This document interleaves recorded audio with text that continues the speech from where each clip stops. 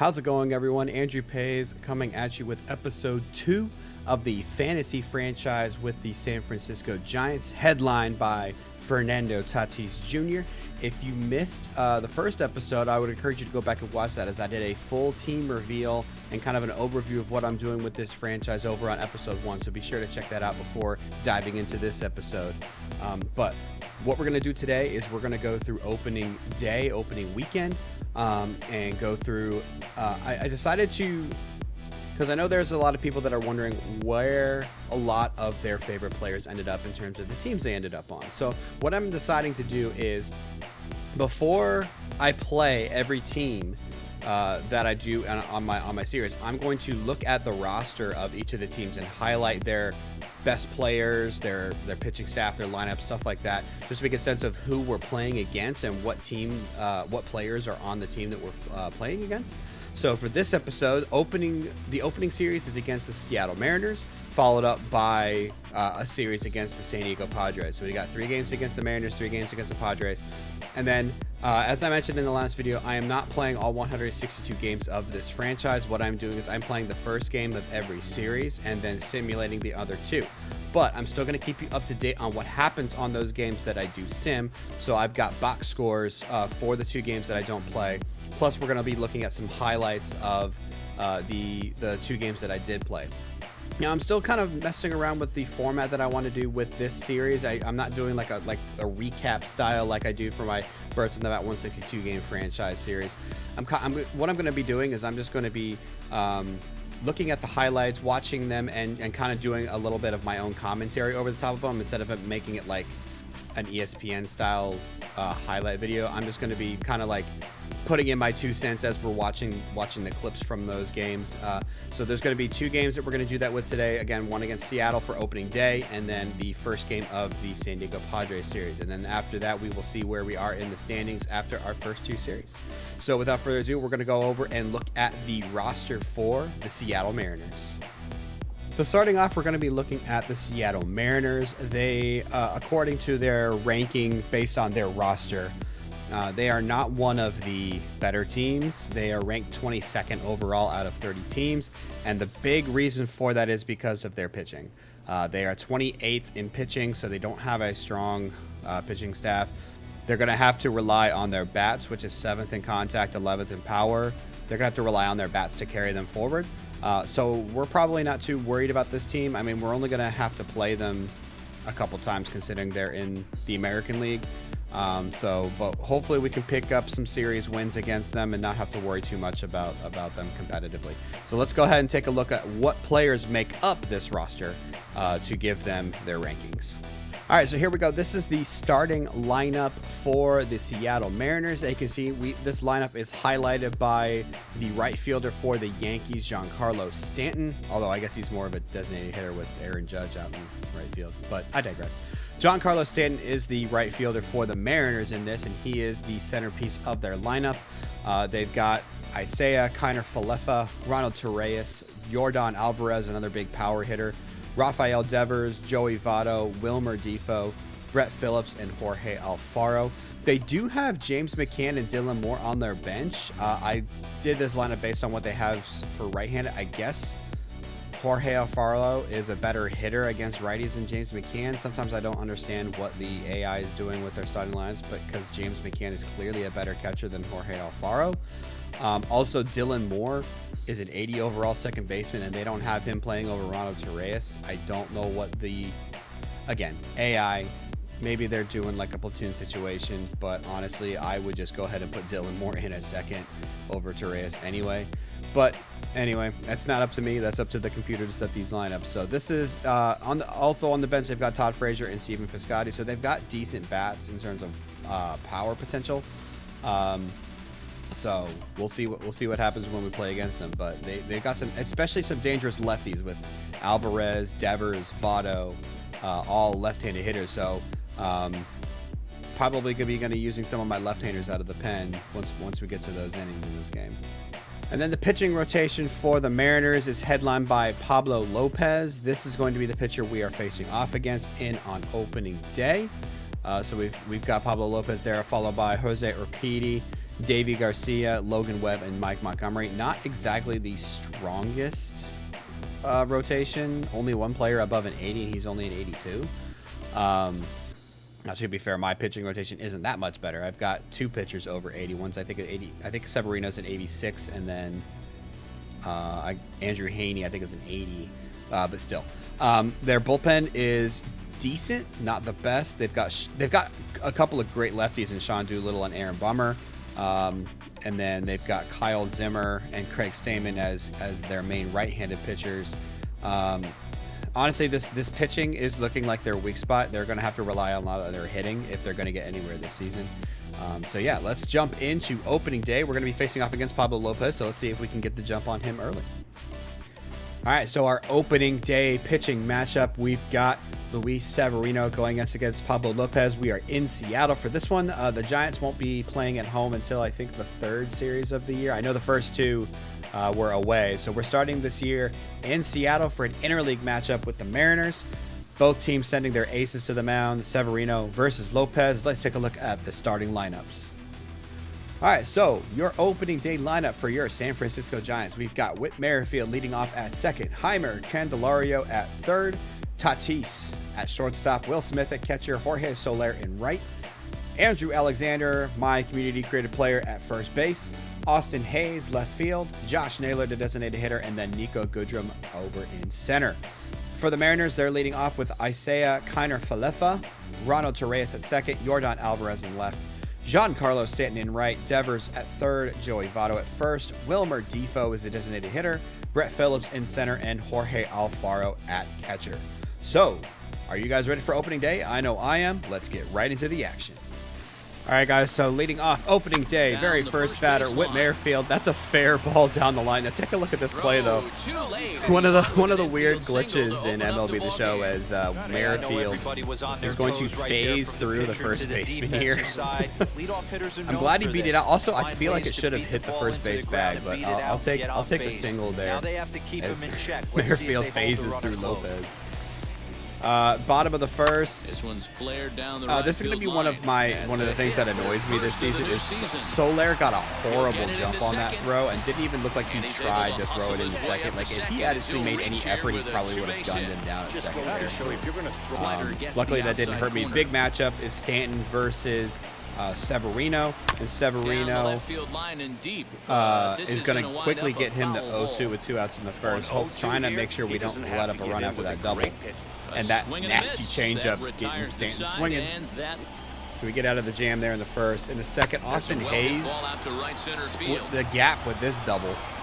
That's going to go all the way to the wall. The runner on first, I believe, is Soler. Yeah, Soler had a single that inning, so he's going to come on and score. And the first run of the season is thanks to left fielder Austin Hayes. Great job by Hayes there.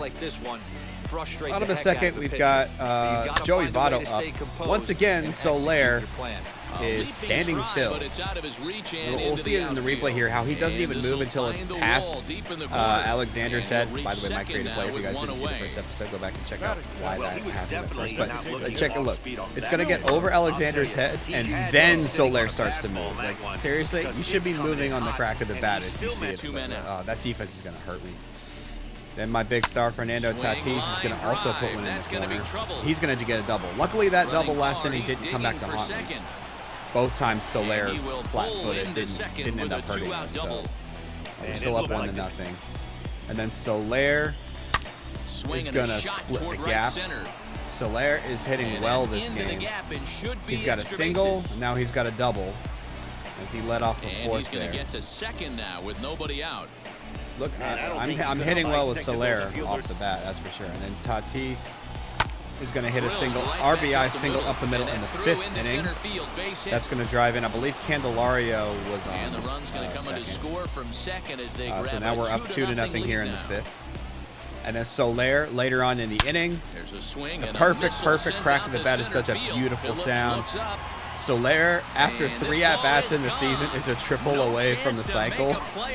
But honestly, with his speed, There's no way he's getting it. Well, I mean, he's got a 50 speed. Maybe he could get so a triple. So a 3-run blast to deep center here. First home but run SOLER, not him, just the first home run of the season for the San Francisco Giants. It's a 3-run shot, and the Giants are now up 5-0. Severino is cruising here until I think this is Torreyes. That gets to the gap. Hayes, for some reason, stops running after it and lets Goodrum get to it. They break through here in the 5th. It is now 5-1. All right, this is a funny play here. Josh Naylor is going to squib one down the third baseline, but because of the shift, there's no one there to stop it. This is the slowest roller that ever gets to the wall, and he's actually going to make it in the third with a triple. That is the slowest moving triple I had ever seen. And the crazier thing is, this is an easy decision for him to try. We'll see that in the next at-bat. Look how slow this thing is moving all the way to the wall. And they couldn't even get him at third. And then we couldn't even drive him in, though. I couldn't even drive him in. He stayed on third with 1 out. Couldn't get out. Although Severino here in the 6th, up to 90 pitches, is going to get Stanton swinging again. So he's still looking strong, but he is at 90 pitches here. And that would prove to be one batter too many, as the next batter is Devers, and he's going to launch this. See ya. Fortunately, there was no one on base, so it was only a solo shot. But that was where I decided to take Severino out of the game. 91 pitches, just gave up a solo home run. He's kind of lost his effectiveness. Nothing else happened until the 9th inning. Mark Melanson in for his first save as a Giant, but this is going to be a gap shot. Nico Goodrum, the natural shortstop, made the play to end the game. Jorge Soler is our player of the game. He went 3 for 4 with a single, a double, and a home run. He was a triple side of the cycle. He had 3 RBIs. So that 3-run home run was proved to be the difference. A lot of hits this game, 19 hits between the two teams. Severino went 5 1/3. He had 6 strikeouts, no walks, and 2 earned runs. And then Pablo Lopez gave up all 5 earned runs in his 5 innings of work. So their RBIs came from Ronald Torreyes, who had 2 doubles in the game, by the way. And then Rafael Devers had the solo home run. So San Francisco Giants open up opening day with a win, 5-2, on the back of Jorge Soler and Luis Severino. All right, now let's check out how the Giants did in the other 2 games of this series. So game 2 was a little bit of a disappointment. As you can see here, we lose 1-0. Andrew Heaney, it was not the issue. He pitched all 8 innings that we had pitched. He only gave up 1 run, gave up 4 walks, had 5 strikeouts, 6 hits. He only gave up the 1 run on a Giancarlo Stanton RBI double in the bottom of the 3rd. But literally our offense, even though we had 9 hits, could not push a run across. Merrifield, Candelario, and Alexander all had doubles, but we apparently could not hit with runners in scoring position because we ended up with a big old goose egg here in game 2. So we fall. Jose Urquidy pitched strong. He gave up all 9 hits in 7 1/3. So once their bullpen came in, they shut us down. We didn't get a hit after that. He only struck out 3, but he did not walk anybody, did not allow an earned run. So that's a little bit of a disappointing score line to have 9 hits and still not push across a run and lose 1-0. But it's going to happen. We'll bounce back. But the Giants are now at 1-1. Let's see what happened in the rubber match of the first series of the season. Adam Wainwright helps us bounce back with a series win as he goes 7 innings strong, had 5 hits, allowed 6 strikeouts, allowed 3 walks, but only gave up 1 run in the 6th. Davey Garcia took the loss for Seattle. Our big hitter today was Nico Goodrum. He went 2 for 4 with a home run, 2 RBIs. Will Smith chipped in 3 hits, including a double and an RBI. So those were your 3 RBIs. Nico Goodrum had the 2-run home run in the top of the 2nd, and then Will Smith had the RBI double in the top of the 1st. So it was a lot of early scoring for us, and then we were shut out the rest of the way. But it was enough because Adam Wainwright was dominant on the mound, gave us 7 strong innings, and then the bullpen came in and locked it down. Mark Melanson picked up his 2nd save of the season. So your San Francisco Giants end up the first series of the year 2-1 as we win the series against Seattle. Now we're moving on to play our division rivals, the San Diego Padres. All right, let's get into the San Diego Padres, who we will be seeing a lot of this year as one of our NL West rivals. They are ranked one spot above us. We're 14th in the league. They are 13th in the league. And a big reason for their good ranking is their pitching. They are 5th in pitching, 27th in contact. So they're really going to be relying on their pitching, which is kind of a stark contrast to the team we just played, Seattle, where Seattle, their weak spot was pitching. San Diego, their weak spot is their contact. So their batting average is going to be a little low. Their power is also below average. They're below the 15th ranking. So they are definitely going to be relying on their pitching to carry them forward. Hopefully my offense, spearheaded by Tatis, will be able to handle their pitching, but we'll just have to see, as they've got apparently a really good pitching staff. So let's check out both their lineup and their pitching staff to see what makes them up. And the players that make up the lineup for the San Diego Padres include, highlighted here, we've got Joey Gallo, their big power threat and defensive stud in right field. They've also got Byron Buxton in center field at a 94 overall. So they've got speed and power at the top of their lineup in Buxton, and then they've got Gallo in right field for them. They've also got Jesmuel Valentin at third, Tim Anderson at short. They got Gregory Polanco at designated hitter, Miguel Andujar in left, Mejia at catcher, Kike Hernandez at second, and then community created player Jordan Cash, created by Shadows, is their starting first baseman. So congratulations to him. He is a starter in the major leagues, not only on the major league roster, but is also the starter for the Padres here. On the bench, they've got Isaac Paredes, Tim Fedorovich, Chris Owings, and Malix Smith. Oh, and also Jose Siri. Hopefully I just didn't activate any of y'all's iPhones. All right, now this is the pitching staff that is going to be trying to carry the San Diego Padres to the playoffs, as their rotation / bullpen is definitely their strong suit. Starting with their starting rotation, we've got Kenta Maeda as their ace, as well as Max Fried, who are both at 85 overall, followed by Zach Wheeler, who is having a heck of a season in real life, Dylan Bundy, and Nick Pivetta. That is their starting rotation. And if you they have 4 relievers that are an 80 overall or above. Their pitching is just plain stacked.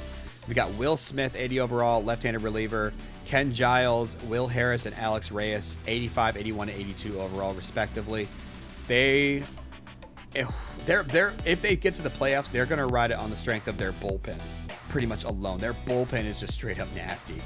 And their starting rotation ain't nothing to sniff at either. Like pretty much the first 4 of their starters are better than 3 out of my 5 starters. 4 out of my 5, because Andrew Haney's an 80 overall. So I only have 1 pitcher that's as good or better than these first 4 pitchers in their rotation. So when if they make the playoffs, they're going to be a scary team if you get them in a 5 or 7 game series.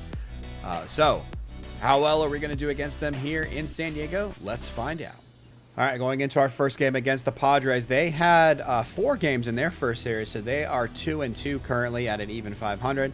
They're sending Nick Pivetta to the mound, as we are sending Jake Odorizzi. Now let's check out the starting lineups. All right, so nothing changes on our side because we are still facing a right-handed pitcher, and we just had a day off, so everyone's well rested and ready to go. Although I will point out, Will Smith is off to a hot start. He's batting .545 after the first series. The players that are struggling include Candelario, 182, Alexander, myself, 083. Just to prove that I don't really boost my player a lot, I'm batting 083 here. Then Josh Naylor is 167, Goodrum's 182. Hopefully those averages will even out above 200 here soon. They've got Chris Owings up at 600, but their lineup is Chris Owings, Jesmuel Valentin, Byron Buxton, Joey Gallo, Gregory Polanco, Miguel Andujar, Francisco Mejia, Jordan Cash, community created player, and Kike Hernandez. All right, at the top of the first, we have Merrifield already got on. Candelario is going to hit this deep to center, and that's going to get over Buxton's head. Honestly, I feel like IRL Buxton might have had that. He kind of took a bad route to ball. And then for some reason, Chris Owings decides not to throw it home. So Merrifield scores, and we're up 1-0 already. Later in the inning is SOLER.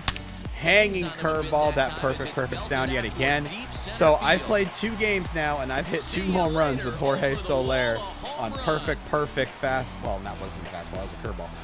Perfect swings. That sound, the crack of the bat is just so sweet. So we're already up 3-0, and it's still the first inning. I'm hitting really well with SOLER so far. But this is a great start for this game. Jake Odorizzi on the mound is facing Gregory Polanco here in the second. That was a dead red fastball that he didn't miss. So a solo home run for Polanco. That cuts my lead to 2. I wasn't really a fan of pitching with Jake Odorizzi, but I made it work. Merrifield's up here. He's going to let this fall for a bloop hit, and that's going to score the runner from second. Barely in front of the tag is Naylor. So now we're up 4-1, and then I added in a sacrifice fly as well, but that wasn't really exciting, so I didn't keep it. And then a 3-run home run for Miguel Andujar. Off of, I think it was one of my relievers. At that point, Odorizzi was out of the game. So they cut the lead to 1, and then later on, Lou Vino gives up this solo shot to, who was this that hit that? Chris Owens. By the way, y'all might have noticed something as I paused the video here. Yes, I pre-recorded this footage. So, I don't know if you guys noticed, but in that video, the camera view of the hit and the ball was a little bit different than what you guys have been used to. So I started playing this game, and then I saved the game in the middle of the game and was going to come back to it later because I had to go. Actually, I think I had to go to bed. I didn't even go to sleep. I was getting tired. I was like, you know what? I can save and quit this. I can pick this up tomorrow. Apparently, if you do that, I set up the franchise specifically to do simulation, and I have all the presentation stuff set up so that it looks good for y'all. And I'm also I'm doing auto fielding and non-meter throwing because I want the defensive ratings to matter and not have it rely on my input, which I can pretty much hit the green every single time if I'm doing meter throwing. So it's not really realistic to not ever have errors. So when you load back in, it loads into your default settings, and for me it was under competitive because I had one set for simulation that I used in franchise, and then I had another set of settings that I used for competitive when I did play Diamond Dynasty. It loaded in all my Diamond Dynasty settings, so now I'm doing regular fielding, regular pitching, all that kind of stuff. And so I was just like, you know what, I'm just going to get through this game with those settings, and that's where you saw the ball trail because I was controlling the left fielder there. But yeah, just to know, if you load back into a game that you had saved previously, it's going to load in your default configuration instead of the configuration that you had been using in your franchise mode. So just a quick tip for that. All right, let's get back to the action. Now we're in extra innings here as that home run from Owens tied the game at 5. So now we move into the 10th. All right, I'm gonna set. I pause here because I want to set the scene here. So they've got runners on first and third. So the winning run is on third for them. Okay. Joey Gallo is at the plate. Frickin' Joey Gallo with light tower power is at the plate with a runner on first and third, 1 out. All they need is a deep fly ball for a sacrifice fly, and they win the game, right? Watch what happens here. Great chance right here as a hitter to be really aggressive. With 2 guys already on, pretty good shot. He's going to get a challenge. They freaking try to suicide squeeze with Joey Gallo, a freaking power hitter who could easily hit the ball to the outfield, get a sacrifice fly, and win the game. But instead, they try a suicide squeeze.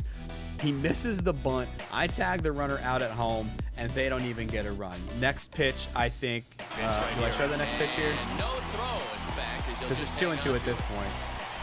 Can't remember if I showed the next. If I decided to show the next pitch. No. So I struck Joey Gallo out with the next pitch with a high fastball, and so I'm just like, MLB The Show, San Diego Studios, what are you doing with that AI there? Like, come on. Like, Joey Gallo is never going to try to suicide squeeze with a runner on third, 1 out with a chance to get a sacrifice fly to win the game. That's just never going to happen. But now here we are in the top of the 11th. We've got Austin Hayes up with the bases loaded against Ken Giles. Let's see what happens. So Hayes strikes out with the bases loaded, and then the next batter is Josh Naylor. and I swung at a ball out of the zone, flied out to left, and we're going to the 12th. So bottom of the 12th, I try my own bunt. This is just to try to move the runner over from second to third. For some reason, he didn't go at first, and so I had to manually tell him to go, and he gets tagged out at third. But we're not done. Whit Merrifield is going to split the gap with a double. So despite the mess up on the bunt, not getting the runner over to third, I'm still able to score a run on the double, which essentially would have been the same result if it had been a sacrifice bunt anyway, so I'm not worried about it anymore. So I take the lead there. And then Tatis, now with Merrifield on third, is going to drive him home with an RBI single. So we take a 2-run lead into the bottom of the 12th. And then former Padre Mark Melanson is going to finish it off. He had 2 strikeouts in the inning, and the last out is going to be a ground ball to second. So we pull out the extra inning win after we had jumped out to a 3-0 lead. We end up winning the game in 12 innings, 7-5. Whit Merrifield went 3 for 5. Jose Alvarado got the win. Mark Melanson got the save, his third already this season, as all of our wins have come with him locking down the save. We are now 3-1 on the season. Miguel Andujar had a great game for them, 3 for 4 with a home run and 3 RBIs.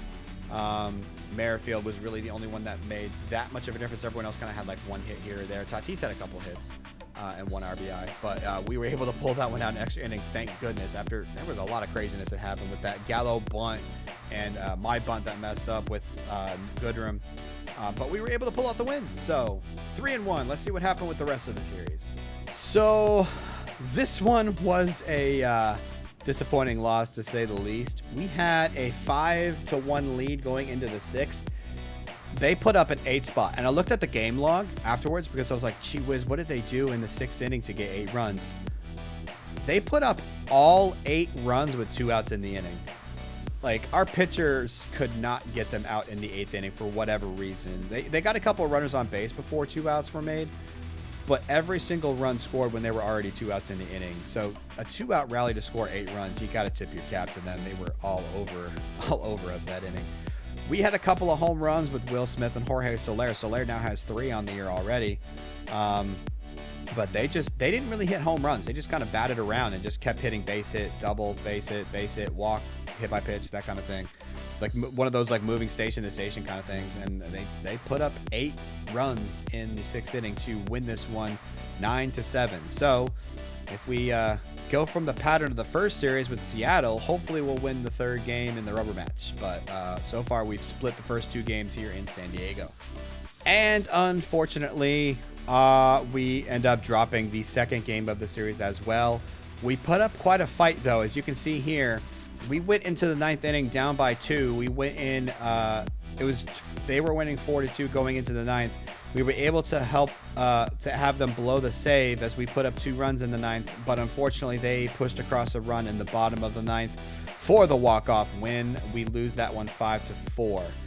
So what that means now is we lose this series in San Diego after winning the first series in Seattle. So we are going to hopefully bounce back from that, hopefully get a next series win. We will have opening day or our home opener coming up in the next episode. But yeah, that was definitely disappointing. Alvarado couldn't even get an out in the 9th inning, and he had the loss, gave up the I think it was a home run, actually a solo home run that they hit to walk it off. It might have been Tim Anderson, as he's their player of the game, 3 for 5 with a home run and 2 doubles. Goodrum knocked in another home run, as well as Austin Hayes hit his first home run of the season. Tatis has yet to hit a home run. I need him to start hitting some home runs, but unfortunately we were not able to win this series, but hopefully we'll bounce back in the next series. So that is going to wrap things up for me with this episode of the fantasy franchise here with the San Francisco Giants. We just finished opening day and the 2nd series of the season against the Mariners and the Padres. We ended up 3-3. So I guess it could be worse. It could have been better. We won the series in Seattle, but then lost the series in San Diego. Got a blank for a second. So we are going to look to bounce back and start getting some above 500 baseball. Let me know down in the comments if you guys like this format of video where I recorded my gameplay and then I do like a little commentary over the top. Let me know what you think about that. I'm still not sure if that's the style that I want to do with this video, but hey, I was like, hey, let's try it. Let's do it. So let me know what you think down in the comments. If you have any questions or like maybe you want to know some of the players that are on other teams, where they ended up, let me know. Make sure to like, comment, and subscribe. I'm still going to try to keep pushing out these videos. Also, check out my Birds on the Bat 162 game franchise if you haven't done so already. Thank you guys so much for watching. And until next time, guys, stay blessed and take care. All right, so starting off, we're looking Giants. We've got Whit Merrifield at second. Let me know down in the comments as I hit my mic. Let me know down in the comments if you guys thought that